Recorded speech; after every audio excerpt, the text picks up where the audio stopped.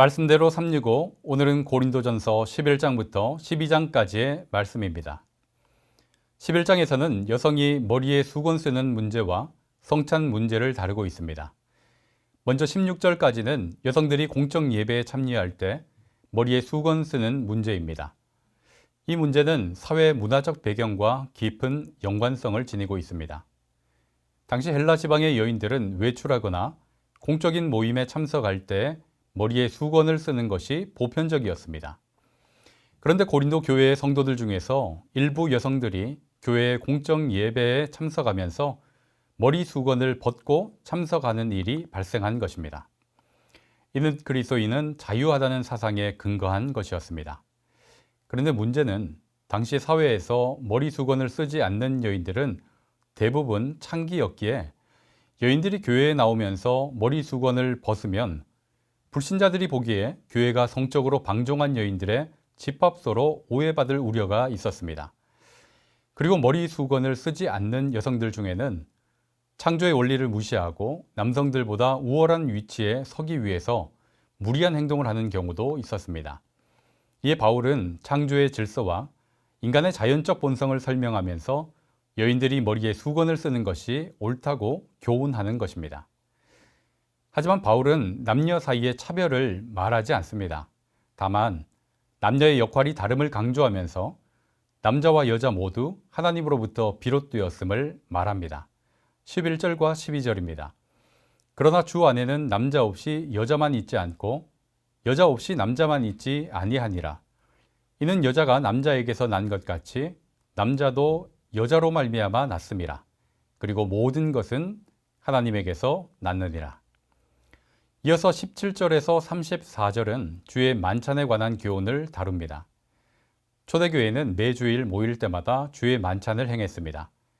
그런데 고린도 교인들이 주의 만찬을 훼손시킨 것입니다.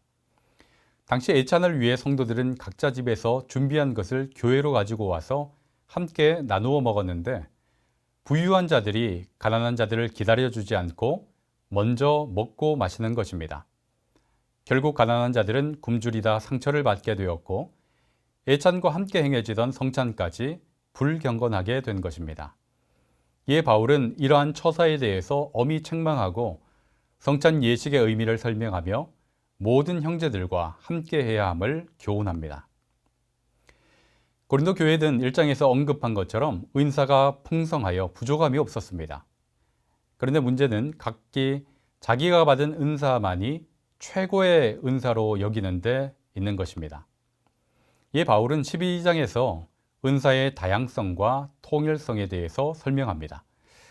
먼저 은사의 기원이 성령님이라는 것을 밝힙니다. 이것을 아는 것이 매우 중요하죠.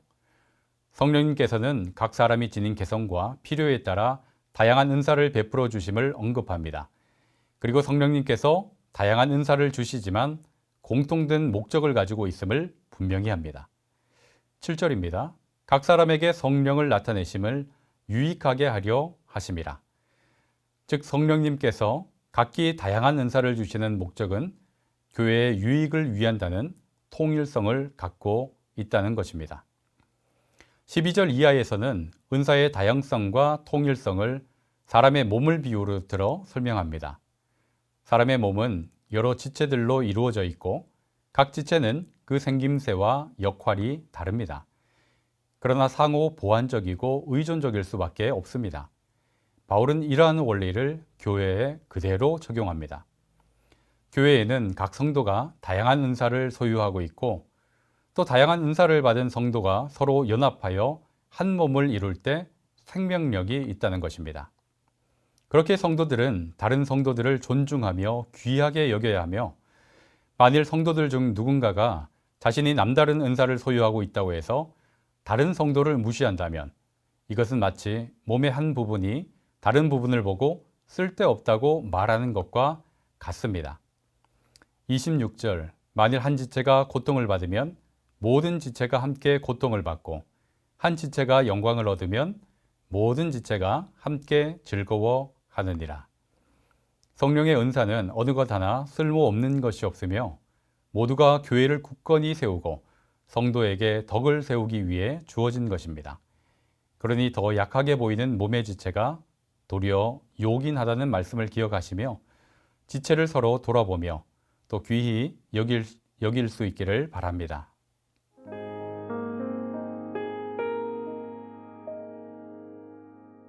(11월 24일) 수요일입니다. 오늘 함께 묵상하실 말씀은 고린도전서 12장 3절입니다. 그러므로 내가 너희에게 알리노니 하나님의 영으로 말하는 자는 누구든지 예수를 저주할 자라 하지 아니하고 또 성령으로 아니하고는 누구든지 예수를 주시라 할 수 없느니라. 아멘. 오늘 말씀은 성령님께서 하시는 모든 사역 가운데 가장 소중하고 최고의 사역을 우리들에게 말씀하고 있습니다. 흔히 성령님의 역사를 생각할 때 사도행전 2장에 나오는 성령의 권능, 능력, 그리고 은사, 그리고 많은 기적 이런 것을 생각하는 경향이 있죠. 그러나 여러분 그것도 너무나 소중하지만 그 이전에 더욱 본질적이고 중요한 성령님의 역사가 있습니다. 그것은 죄인으로 하여금 자신의 죄를 깨달아서 회개하게 하시고 예수님을 구주로 믿어 영접하게 하시는, 그래서 구원에 이르게 하시는 바로 그 역사입니다. 여러분 사람의 구원은 삼위일체 하나님의 연합적인 사역이라고 할 수 있습니다. 성부 하나님께서는 죄인들을 구원하시기 위한 마스터 플랜을, 구원 계획을 다 세우셨고 또 아버지의 뜻대로 진행하십니다. 성자 예수님께서는 아버지 하나님의 구원 계획에 따라 메시아로 이 땅에 오셔서 십자가를 지시고 우리의 죄와 형벌을 감당하셨을 뿐만 아니라 부활하심으로써 생명의 길을 활짝 열어놓으셨는데 이것이 바로 복음이지요. 자, 그러면 기가 막힌 생명의 길이 이제 준비됐는데 죄인들이 그 길로 걸어가야 될 거 아닙니까? 아무리 좋은 약이 있어도 먹지 않으려고 한다면 무슨 의미가 있을까요? 이때 이제 성령님의 역사가 나타나는 것이죠. 성령님께서는 목이 곧은 백성, 마음이 굳은 백성, 완악한 백성, 다 닫혀있는 사람들 속에 뚫고 들어가십니다. 그들을 녹이시고 감동시키시고 눈을 밝혀서 깨닫게 하시고, 그래서 예수님의 복음을 믿도록 그 속에서 역사하시는 것이죠. 여러분 이게 얼마나 중요한지 말할 수 없어요. 바울 사도께서는 에베소 교회 성도들을 위해서 기도하는 가운데 성령님의 이러한 역사에 관해서 기도를 드린 일이 있습니다. 에베소서 1장 17절로 19절을 읽어드립니다. 우리 주 예수 그리스도의 하나님 영광의 아버지께서 지혜와 계시의 영을 너희에게 주사 하나님을 알게 하시고 너희 마음의 눈을 밝히사 그의 부르심의 소망이 무엇이며 성도 안에서 그 기업의 영광의 풍성함이 무엇이며 그의 힘의 위력으로 역사하심을 따라 믿는 우리에게 베푸신 능력의 지극히 크심이 어떠한 것을 너희로 알게 하시기를 구하노라. 아멘. 여러분 여기 지혜와 계시의 영, 이게 바로 하나님의 성령님을 말하는 거죠. 성령님께서 너희 속에 들어가셔서 너희로 하여금 알게 하시고 믿게 하시고 깨닫게 하시기를 원한다. 이렇게 기도하는 것입니다. 그러므로 여러분 우리가 진리를 깨닫고 예수님을 주님으로 고백하게 되는 것은 우리 속에서 성령님께서 역사하시기 때문이라 하는 것이죠. 여러분 오늘 본문은 바로 이것을 말씀하고 있어요. 어떤 사람이 예수님을 주로 고백하려면 반드시 그 속에 성령님의 역사가 있어야 한다는 겁니다. 본문을 다시 읽어보면 그러므로 내가 너희에게 알리노니 하나님의 영으로 말하는 자는 누구든지 예수를 저주할 자라 하지 아니하고 또 성령으로 아니하고는 누구든지 예수를 주시라 할 수 없느니라. 성령님의 역사가 아니면 그 누구도 예수님을 나의 주님 이렇게 고백할 수 없다는 겁니다. 잘 아시는 것처럼 고린도 교회는 성령의 은사 문제로 굉장히 혼란스러웠습니다. 방언의 은사를 비롯해서 많은 종류의 은사가 있잖아요. 그런데 어떤 사람은 그 은사를 받았노라고 떠버리며 자랑한 반면 어떤 사람은 그 은사가 없다고 실망하는 경우도 있었습니다. 그런데 여러분 실망할 필요 없어요. 예수님을 여러분의 주로 믿고 고백하십니까? 그거면 충분해요. 예수님을 주로 믿고 고백하면 이미 우리 마음속에 성령님께서 역사하고 계시다는 증거죠. 성령님이 아니면 예수님을 주라 할 수 없다고 말씀했잖아요. 얼마 전에 어디서 방송을 듣게 되었는데 어떤 목사님이 성령을 받지 않으면 예수님을 믿어도 구원을 못 받는다, 이렇게 말씀하는 걸 들었어요. 상당한 혼란을 가져오는 말씀이라고 걱정이 되었습니다. 여러분, 예수님을 믿는데도 성령님을 못 받으면 구원을 받지 못한다는 거 이상하잖아요. 예수님을 믿는 것 자체가 성령께서 그 속에 임하여 계신 증거인데 그렇게 표현하는 것은 상당한 위험이 있다는 생각이 들었습니다. 여러분, 예수님을 구주로 믿고 고백한다면 이미 우리 속에 성령님께서 역사하시는 증거인 것이죠.